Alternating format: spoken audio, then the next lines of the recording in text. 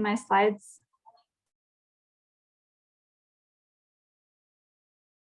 Okay. So as I said, thank you everyone so much for being here. Today we're going to be talking to you about gut health and how to feed your flora. And we'll talk a little bit more about what that means. First, we will start by explaining what is gut health, what is the gut microbiome, what are its functions, what determines our gut microbiome. And Brienne will then tell us some more about nutrition for gut health and how the food that we eat can either be beneficial or harmful for our gut health. Caitlin will then tell us about the really interesting link between our gut health and our mental health, otherwise known as the gut-brain axis. And then we'll wrap up with some conclusions about where this area of research is headed, and we'll have a fun interactive Kahoot game at the end if you'd like to participate. We invite you to do that. And so we'll start by asking, what is gut health? So I'll turn this question over to whoever would like to shout out. What have you heard or what do you already know about gut health, about the gut microbiome, anything that you've heard? Feel free to shout out.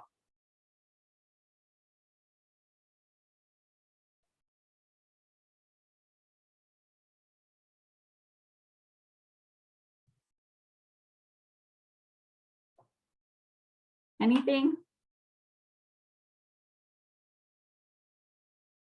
All right, well, we're going to learn today then. So the gut microbiome is mostly what we're going to be talking about today. That is a collection of trillions of organisms that includes bacteria, fungi, and viruses that all are colonized in our digestive tract. And those are located mostly in our large intestine or our colon.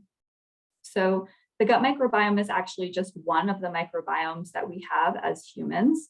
You also have a microbiome in your mouth. You have a microbiome on your skin.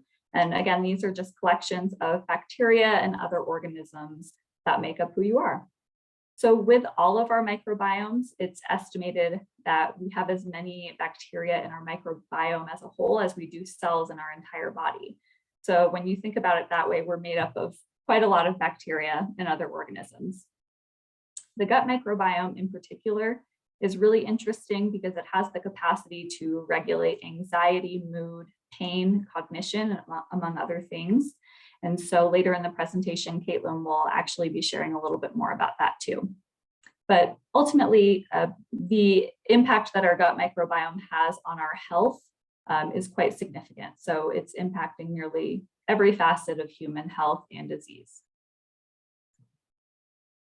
So now we know what the gut microbiome is. What does it do? So the gut microbiome has a lot of really important functions. Probably the main one is metabolism. So when we consume food, we are digesting it in our digestive tract. And with digestion, our gut bacteria metabolizes some of those nutrients. And so when we consume certain foods and certain substances, the gut bacteria can actually consume some of that too, and in turn will produce short chain fatty acids, which I'll talk a little bit more about here soon. Another really important function of the gut microbiome is its function on our immune system and our immune response. And so with that, when our gut microbiome is optimally balanced, it can actually help with defense against certain foreign pathogens, and it does that by strengthening our intestinal barrier. So when our gut microbiome is out of balance, it can actually weaken the intestinal barrier, and that allows for pathogens to enter the bloodstream and can cause us to become pretty sick. So a little bit more about short chain fatty acids.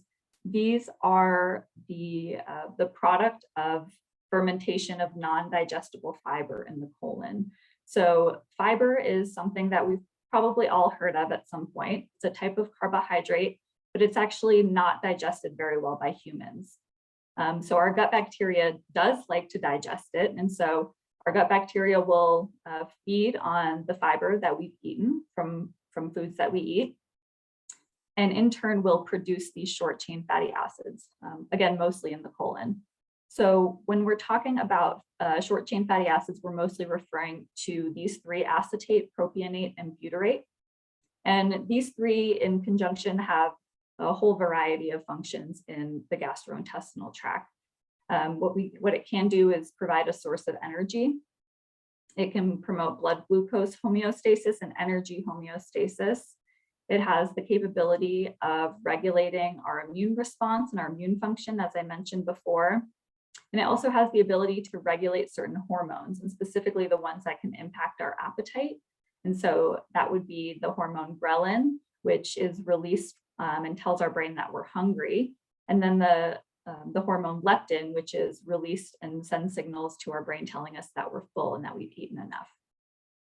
Short chain fatty acids can also play a really interesting role in tumor suppression in some cases. So if you think about our recommendations to eat a high fiber or adequate fiber diet, when we consume that fiber, our gut bacteria feeds on the fiber and produces these short chain fatty acids. And one of the functions of these fatty acids is that they can cause what's called apoptosis or cell death for certain types of cancer cells. And in certain research, we've been able to see this in colorectal cancer. So these short chain fatty acids can be really helpful in preventing cancer in some cases, some types of cancer. So we also see that short chain fatty acids interact with our central nervous system and our peripheral nervous system. And Caitlin will talk a little bit more about that as well. But these short chain fatty acids also have the ability to regulate the expression of certain genes that are involved with oxidative stress. And so oxidative stress is occurring when we have an excess of free radicals in our body that go unchecked. And so when we have too many free radicals, the oxidative stress that occurs can lead to systemic inflammation in the body. We've probably all heard of the word inflammation at some point when it pertains to our health. So we know that inflammation is really at the core of a lot of our chronic diseases. When we think of something like type 2 diabetes, cardiovascular disease, and even obesity as well. So the short chain fatty acids have a lot of functions, even more than what I've listed here. So what exactly determines what our microbiome looks like? And everybody has a different microbiome. Everyone will differ at least a little bit from each other. So a lot of research is showing that the way in which we're born, the way we're brought into this world, is really one of the first ways that can shape our microbiome. There's a lot of research showing that infants who are born vaginally versus via C-section tend to have greater gut bacteria diversity. And then also your gestational age. In other words, whether you were born preterm or full term, so before 40 weeks or at 40 weeks, that can determine the diversity of your gut bacteria as well. And then once you're born, you've got to start eating. So there is some research to show that there's a difference in the gut microbiota of infants who are breastfed versus those that are formula fed. And so that's interesting to see as well. That's shaping your gut microbiome as you're an infant and as you age. Once you're weaned off of your first feeding source, whether that's breast milk or formula, you start to eat solid foods. And so your diet from solid foods can have even further of an impact on the gut microbiome. So the impact of those vitamins and macronutrients and some of the pre and probiotics that you might be getting from those solid foods not only impact your gut microbiome as you're an infant, but it will do so for the rest of your life. Certain medications that you can be exposed to early life and later in life as well can actually decrease the diversity of your gut microbiome, which is not something that's optimal for health. But exposure to antibiotics early life, and even there's some research to show that exposure to antibiotics via maternal exposure to antibiotics when she's pregnant can have an impact on the infant's gut microbiome. And then as well, the use of medications called PPIs or proton pump inhibitors that are often used to treat things like heartburn. Those can decrease gut bacteria diversity as well. Physical stress is a pretty major factor in your gut microbiome, whether that's due to a critical illness and from an infection or systemic inflammation. There's a lot of ways in which this can have a negative impact on your gut microbiome if it's left unchecked for too long. And then mental stress as well. So the psychological stress that we endure and the severity of it and the duration of it throughout our lifetime, as Caitlin will go into again later in the presentation, this can have an impact on the gut-brain axis and your gut microbiome as well. And this is really just an image that kind of outlines most of what I just spoke about. As you can see at the top, your diet has a great impact on your gut microbiome, as well as some of the drugs or pharmaceuticals that you might be exposed to throughout your lifetime. Certain elements of stress, physical, metabolic, and psychological stress can all impact your gut bacteria diversity. And as I mentioned before, the way in which you're born and the way in which you're fed as an infant can make changes to your gut microbiome as well. Two elements that weren't mentioned on the previous slide, but I feel are really interesting and worth mentioning, are how your microbiome changes throughout your life cycle stages. So not only does everyone on this meeting have a slightly different gut microbiome, but your own microbiome is changing over the course of your own life.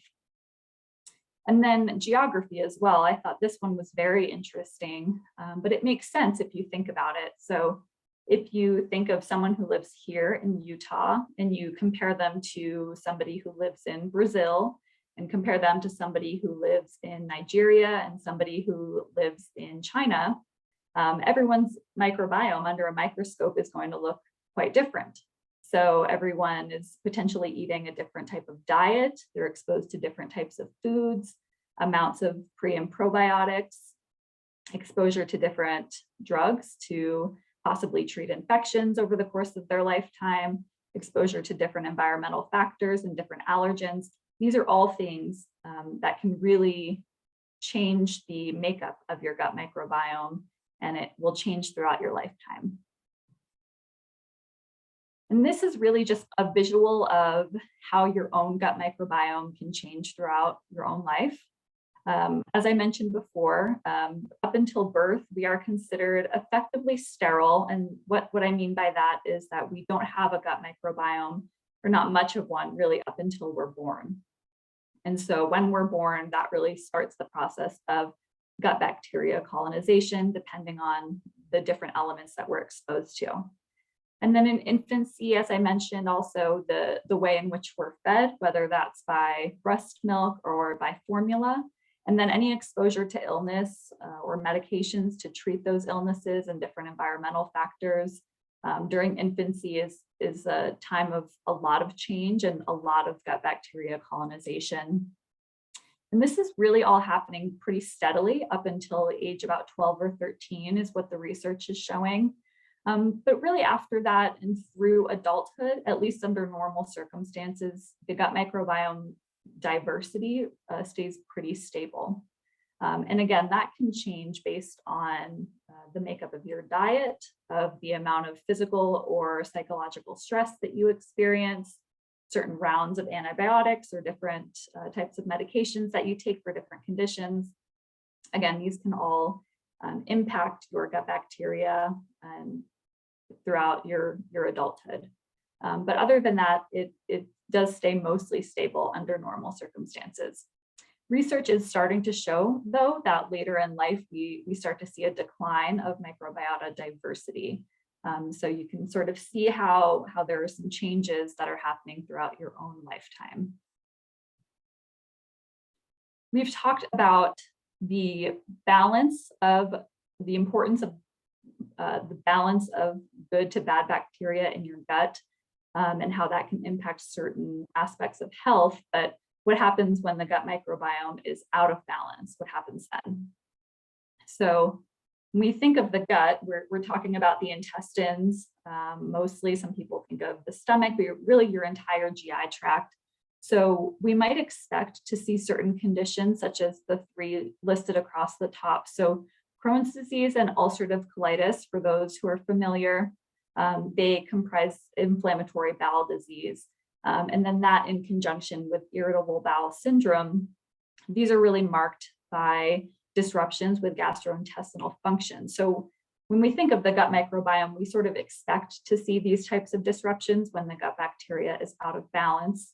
But going back to the immune function and its the gut microbiome's impact on immune function, we also start to see certain conditions such as celiac disease is one of the manifestations of gut microbiome imbalance. That's where some of the research is focusing on right now.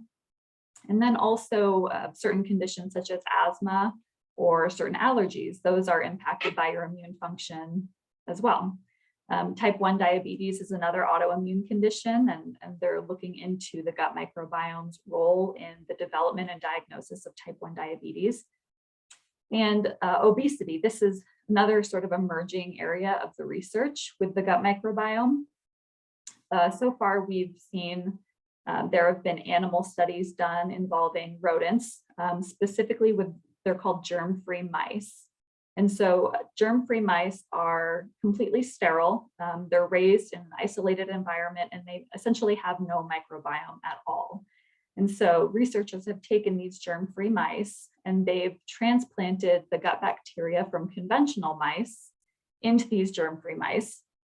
And what they started to notice is that these germ-free mice with the new gut bacteria were starting to gain weight. They were getting larger. They were, increased fat tissue without ever having to actually increase their caloric intake. So they weren't eating any more than they were before, but they were gaining weight and gaining fat tissue simply by having different gut bacteria transplanted into them. So this, what researchers are looking at is how the ratio of 2 different types of bacterial microbes called firmicutes and bacteroidetes. When there's a higher ratio of these firmicutes, we tend to see that increased energy is extracted from the diet. And so with increased energy extraction, we'll see the increased prevalence of obesity and weight gain and everything that they were seeing with these germ-free mice. And so again, this is sort of an emerging area of research, but interesting to see nonetheless. And so now I will go ahead and hand it off to Brianne. All right, so we're going to talk about nutrition for gut health, talking specifically about prebiotics, probiotics, and dietary habits that increase microbiome diversity.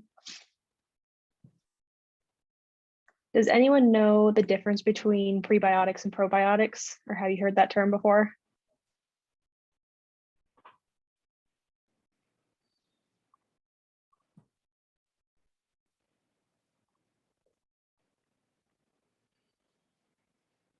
Okay, yes, in the chat. One is in yogurt, right? Yep, so we'll talk about yogurt. That's a great example.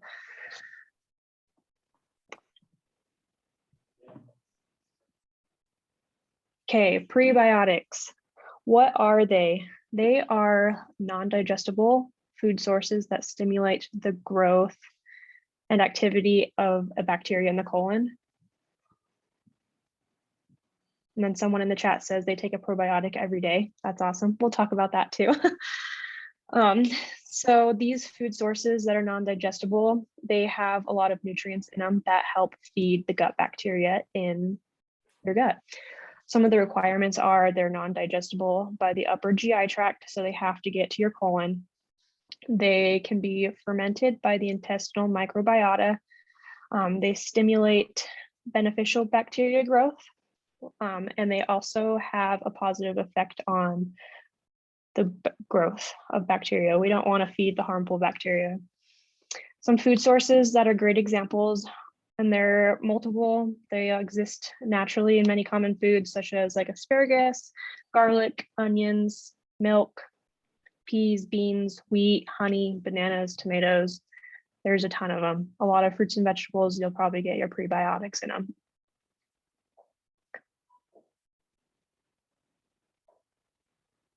Okay, probiotics. What are these? They are live microorganisms that are intended to have health benefits when consumed or applied to the body. The applied to the body is more for your skin microbiome. But some of the benefits they have are they help digest foods, they destroy disease-causing cells, they help produce vitamins used to treat different GI diseases, such as like diarrhea, ulcerative colitis, irritable bowel syndrome, a lot of the ones Jenna talked about in the past few slides. Some additional benefits are if they're taken with antibiotics, they can help reduce possible side effects, as antibiotics tend to wipe out the bacteria in the gut. So they can prevent like any, like if you experience diarrhea, taking antibiotics, that should help prevent that. They also improve the intestinal barriers, resulting in a possible protection against certain allergic reactions that tend to be minor. So like rashes every once in a while, if you eat something, those probiotics will help with that. And also foodborne illnesses and food poisoning, because the good bacteria will help pass the pathogens along so you don't absorb them. Where to find them? They're in yogurt, so great job, whoever said that. Fermented foods, kombucha, and dietary supplements.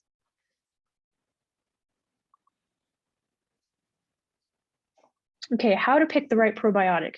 There are thousands on the market, especially with dietary supplements. Commercial products are poorly regulated in the United States.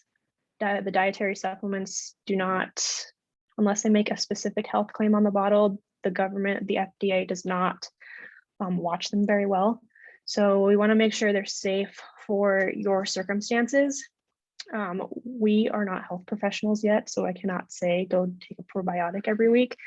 So make sure you talk to your doctor or dietitian that's specific with your case if you have any like immune conditions or any health conditions. So we want to read the label. There's lots on the label that you can look at. Common and well-studied bacteria and probiotics are the Bifidobacterium and Lactobacillus. There are tons others in probiotics. Those are just the two main ones. And then you'll also want to look at the colony forming units, or the CFUs. This just means like how much bacteria you get in each dose. And they tend to be between 1 and 10 billion CFUs per dose. So you're going to get a lot of probiotics in your supplement, and you want that because you have to get it past the stomach and past the intestines into the colon. So it has to go a long ways. Usually between the 1 and 10, usually the middle ground is good, like 5 or 6. Too much and you're just going to tend to waste your money, but not enough, you're going to not reap any of the benefits. And then you want to look at dosing on the bottle to get the best benefits. Sometimes you have to take 2 times a day. Sometimes you just take 1. It depends on the probiotic. And then storage. This is very important. Some probiotics need to be stored in the fridge to make sure the live active cultures, the bacteria, stay alive for the longest amount of time. And then you'll want to look at the expiration date or use by date. As you get closer to the expiration date or use by date, the bacteria in the probiotic will start to die off. So you won't be able to get as much and ingest as much. And then when to know to try another. We all have a different microbiome and different bacteria in our bodies, like Jenna said. So it's not a one type of probiotic fits all, as much as we wish. Each probiotic has different bacteria types and the amounts of probiotic of those types of bacteria in that probiotic. So if you try to take a probiotic for about a month, I would say, and you don't notice any changes, then it's time to try a new one with either different bacteria or different amounts of bacteria in the probiotic. Okay, potentially harmful dietary habits for gut health.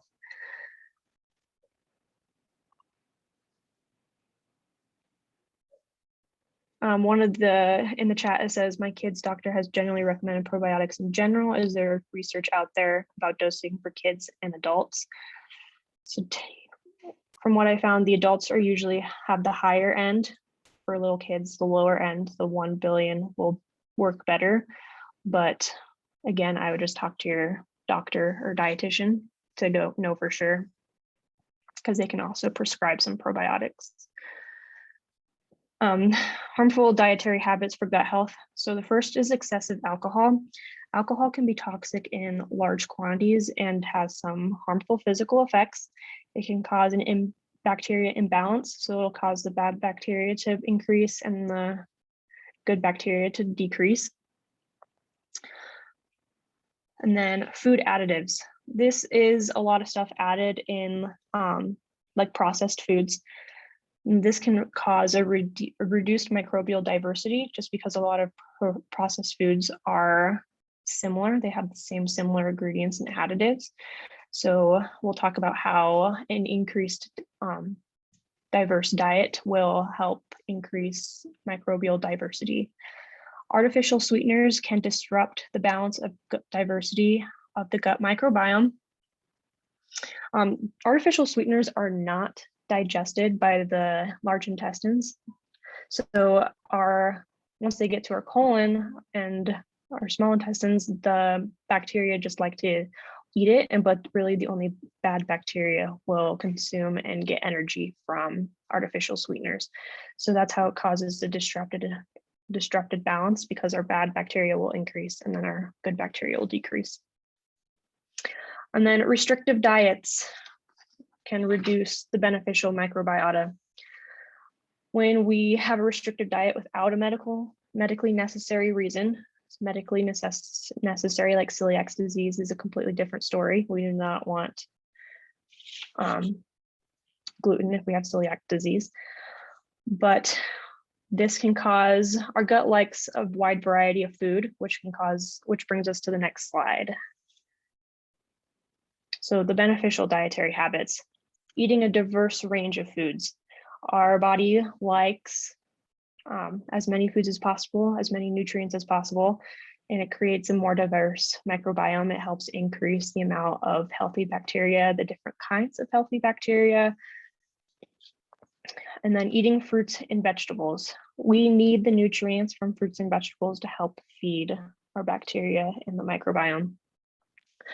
Fruits and vegetables also are very high in fiber, and the fiber isn't digested. It's digested by the bacteria, so that's how it feeds the healthy bacteria.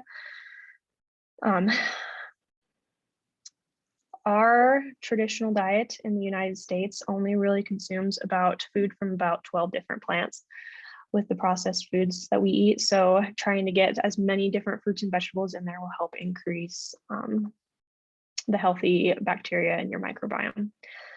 Eating fermented foods is also a fantastic way to increase gut function and reduce the bad bacteria. Fermented foods undergo a process where the sugar is broken down, so it's easily consumed by the bacteria in your gut. Do you guys know any examples of fermented foods? Because these aren't as common.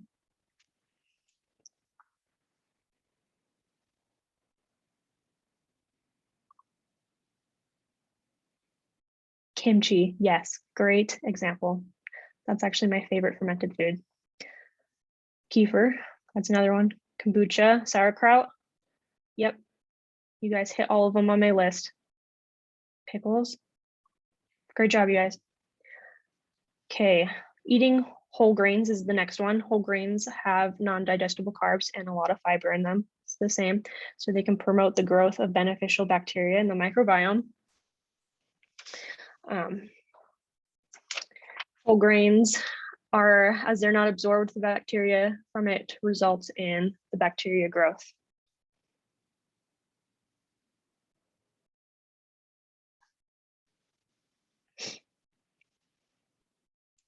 Okay, so now we'll transition over to how our gut health impacts our mental health.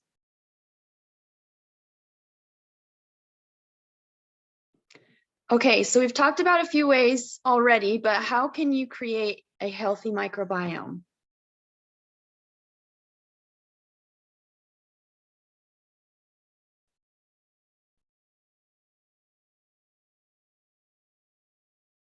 Eat lots of fiber. Eat a variety of foods. That's really good. Yep. Eating diverse foods. Yep. Yep. Taking a probiotic can help. Great. So nutrition, like we've talked about, plays a big role. Another way that we can help our microbiome is through exercise, which we won't really cover in this presentation, but exercise can also help your gut microbiome. Also, decreasing stress and improving mental health are both ways that I'll be talking about that can improve your microbiome.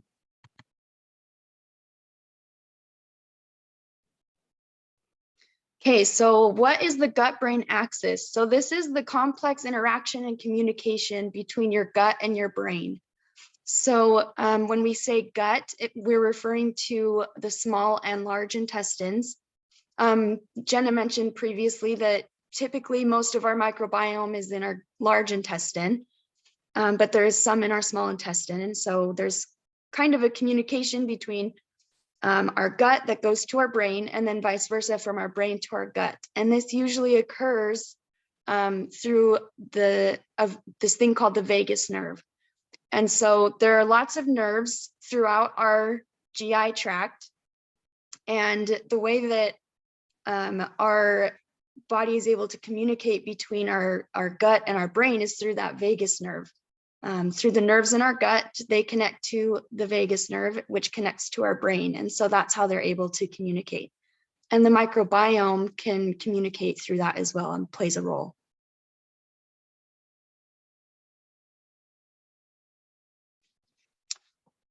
So some of the benefits of our microbiome, we've kind of talked about that. Jenna talked about short chain fatty acids, but they can also impact our mental health. So short chain fatty acids can increase the integrity of our blood-brain barrier. And that's just referring to the blood vessels in our brain. And they're actually structured a little bit different than the blood vessels throughout our body. They have an extra protective layer that helps keep toxins from getting into our brain. So short chain fatty acids can help protect our blood-brain barrier. And then also short chain fatty acids have an inverse correlation with depressive symptoms. So that means that the more short chain fatty acids that we have, there's a correlation that there's a decrease in depressive symptoms when we have more of those. So usually it's acetate and propionate and butyrate that play a role in those depressive symptoms decreasing. Also, gut permeability. Probiotics are thought to help decrease gut permeability, which helps decrease inflammation. So typically, our gut cells are very tightly packed, and that helps so that things like pathogens and other things don't get through our gut. That is just an extra protective layer, and our microbiome is thought to help with how tightly packed those cells are. And if pathogens are able to get through, if our gut cells are more loosely packed, then pathogens can get through, and that can lead to increases in inflammation. So the microbiome can also impact our thoughts, which is super interesting. So one randomized controlled trial supplemented an anxious population with probiotics, and they saw a decrease in anxious thoughts. So that's really interesting to think about. Okay, so now we'll talk about impacts on cognition. The microbiome has been shown to help regulate neuroplasticity. So neuroplasticity is our brain's ability to change and adapt based on our experiences. So the microbiome can help regulate our brain's ability to adapt. Short chain fatty acids also can help prevent the formation of neurotoxins that cause synapse dysfunction, which is typically seen in Alzheimer's disease. So in Alzheimer's, we have these accumulations of a type of protein, and it disrupts our nerves from communicating. So short chain fatty acids are produced by the gut microbiome, as has been explained, and those can help prevent those blockages in our brain. So that can help prevent Alzheimer's. Butyrate can also help improve motor impairment and dopamine deficiency in Parkinson's disease. And so with Parkinson's disease, you typically have the dopamine deficiency is kind of what causes motor discontrol, and usually you see like some shaking with that disease. So butyrate can help improve those symptoms. So now we'll talk a little bit about anxiety. In germ-free mice, when they're germ-free, they don't have a microbiome. So those specific types of mice that didn't have a microbiome showed more anxious behaviors. So diets that adjust and normalize the microbiome can help decrease anxious behaviors. Also, DHA and EPA mixtures can help normalize the microbiome and decrease anxious behavior in mice. So a lot of the research on anxiety and the gut microbiome has been conducted in animal models, along with a lot of the other research. So that is something that we hope going forward that they'll be able to research more in humans, but so far it's just in mice. So impacts on depression. There's been some evidence that bifidobacterium in mice had some antidepressant effects. Acetate and propionate, as mentioned previously, were also higher in non-depressed women, so the higher those short chain fatty acids are in our gut, it has that correlation with a decrease in depression. Also, probiotics can help decrease rumination and aggressive thoughts. And that's super interesting because rumination is when you fixate on a thought and it kind of leads you into a negative spiral in thoughts. And then aggressive thoughts are usually associated with suicidal ideation. So the fact that probiotics and our microbiome may be able to help prevent these, or at least play a role, is very interesting, and I hope that there will be more research on that in the future. So this slide, it looks really complicated. Basically, what I want you to get from it is that when we are stressed, it leads to an increase in inflammation and also gut permeability. So usually we perceive a threat, either it's psychological or it's a physical threat. And so our body kicks into gear and we get into fight or flight mode. And this increases inflammatory cytokines that are in our body. And this is supposed to be a temporary experience. However, if we continually experience stress, then it could never get shut off. And so I'll talk about that a little bit more on the next slide too. So what does the impact of being consistently stressed look like? So that can impact the diversity of our microbiome. So the more stressed we are and the more inflammatory cytokines there are, that means that there can be a decrease in our gut microbiome's diversity. And that will then impact the relationships between our gut microbiome and the gut bacteria that exist there. Many times, the species that are in our gut feed off of byproducts from another species. So if there's a change in what species are dominant, then it changes what what byproducts are available. And so it can impact the relationships between those species. And then that also impacts the equilibrium of our gut microbiome and can throw it into dysbiosis or dysregulation. So it can be, if we don't address chronic stress and inflammation, then it can permanently alter our gut microbiome. So in order to help us reduce stress, meditation has actually been studied to see if that's an appropriate intervention to decrease stress. So meditation has been shown to stimulate the vagus nerve, which, if you'll remember, that's how our gut and our brain communicate. So it helps stimulate the vagus nerve and signals that our body is relaxed and helps us get out of that stress response. Meditation can also enhance cognition. Cyclic meditation has been shown to improve cognition, possibly also through the vagus nerve, although there needs to be more research on that too. So meditation can be helpful in reducing that stress and could help reduce some of the inflammation that may be going on in our bodies. So now we're going to go through a 5-minute guided meditation. I hope you'll participate and follow along.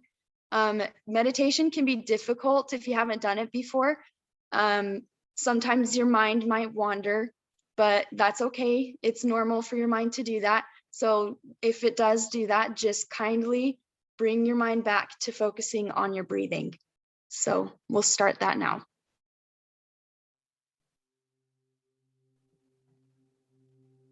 To begin Are you this guys- mindfulness meditation, just let yourself get into a comfortable position, whatever that looks like for you.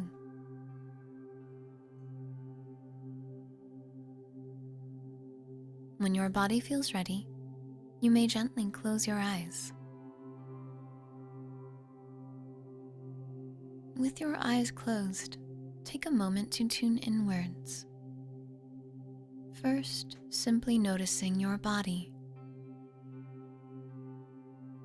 Tuning into the weight of gravity,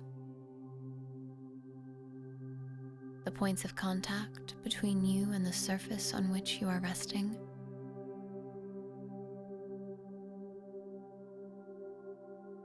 What else do you notice?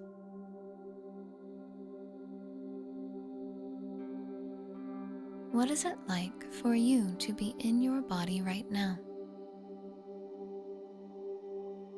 As you observe this, you simply accept and allow whatever it is you notice,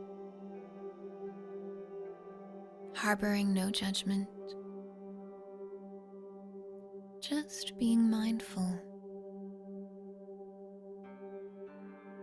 noticing what is with a sense of compassion in your heart and letting it be.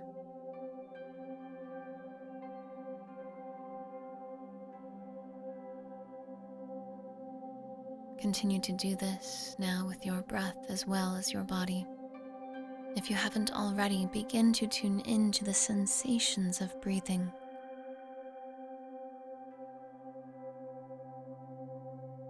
What do you notice? Just observe, accept, and allow. No judgment. Just letting everything be how it is.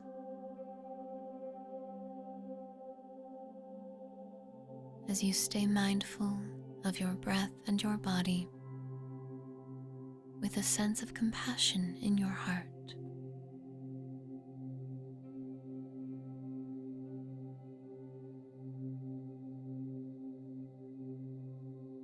Keeping your eyes closed, you allow your awareness to expand to include the space around your body. It's as if you can sense the air around you, the objects around you, and you just allow them to be as you simply are. There's nothing to do, there's nothing to judge.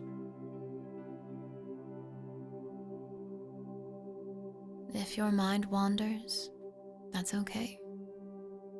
Don't judge it. Just return your focus to what is. Being connected to your breath, your body, and your sense of presence in the world around you.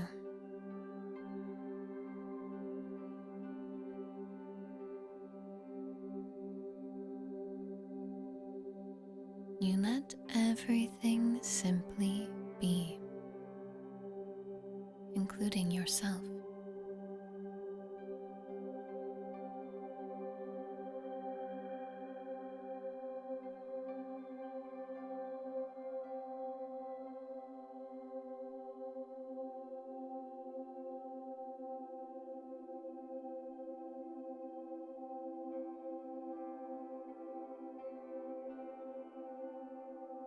You now begin to let your attention travel back,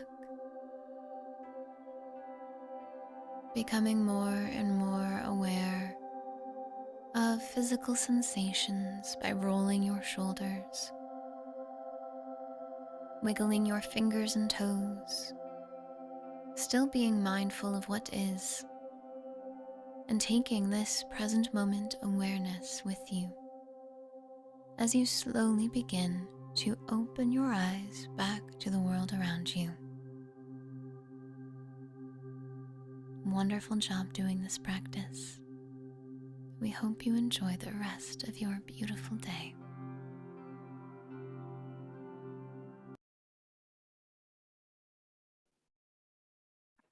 Okay, I hope you're feeling relaxed. So to conclude, what can we see looking forward in microbiome research? So we're hoping that there will continue to be additional research, especially in humans, as most of our research is done in animal models. But in existing studies in humans and in animal models indicate intriguing and promising results for identifying its role in human health and disease. So there's a lot of interesting points that we've talked about today, and hopefully there will continue to be research done on these topics. And we do have a Kahoot that we hope that you can stay and participate in. It should just be 5 questions.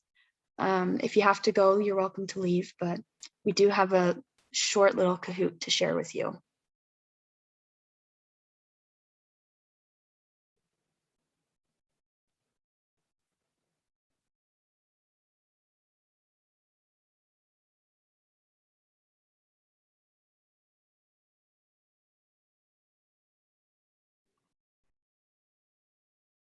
We can answer questions too if you have any questions at this time.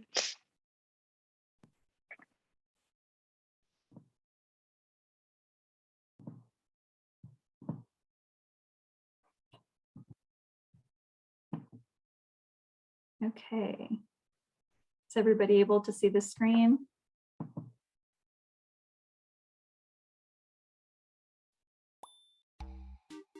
Feel free to join with the pin.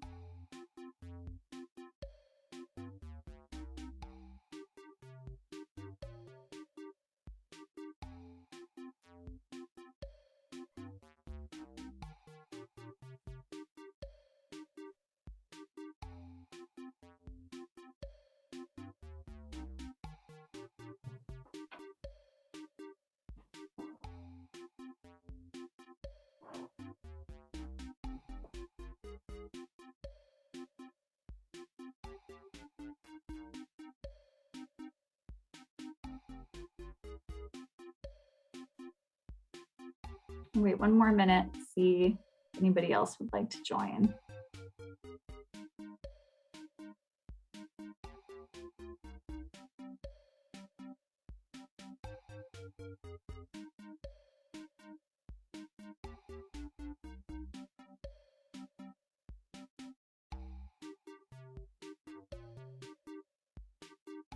Okay, let's go ahead and start.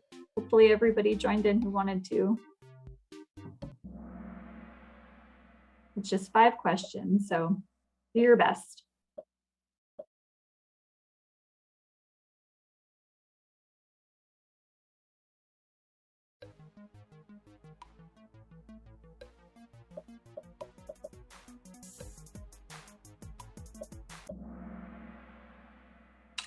Excellent. Everyone got it right. Highest level of education there's no correlation that's been found yet with microbiome diversity.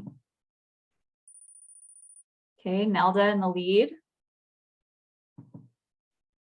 True or false?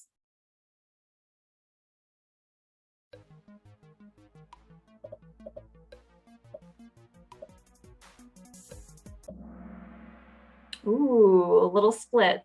So that is true. Most of your gut microbiome is located in your large intestine or your colon.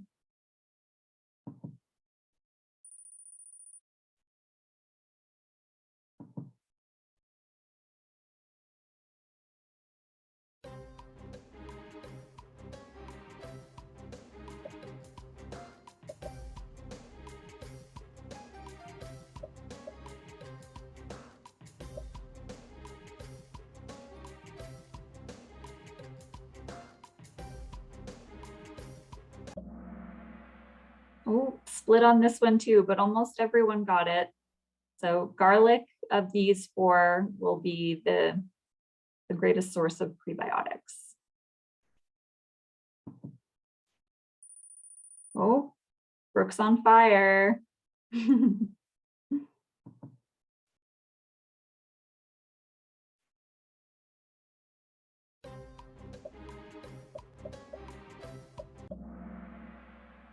True. So it's not true that research so far is fully conclusive on the role of our gut microbiome. There's still a lot of research to be done.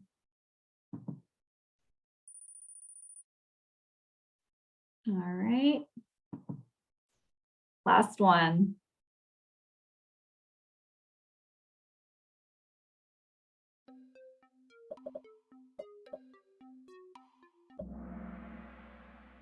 Excellent. So Caitlin gave us a really great presentation on the gut-brain axis. So we know that whatever is going on in our gut microbiome, it's definitely playing a role in our mental health as well. So let's see.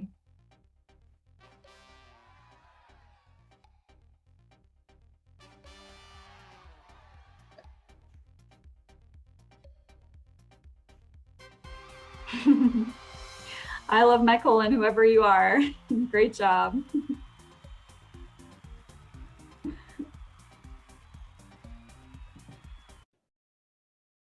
Okay. Does anyone have any other last minute questions before we close? Thank you, Melanie. Thanks, Melanie.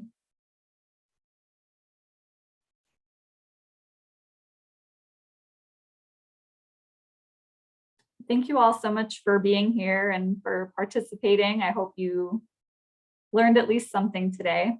There's a lot of research to still be done. So anytime you see anything new about the gut microbiome, you can think of us. Yeah, thank you everyone for coming. And like I said, this presentation was recorded and I did just put the YouTube link where you can find this in the chat. So if you do want to access the information later on, it will be in that YouTube link again that's in the chat. But thank you everyone for coming. Thank you.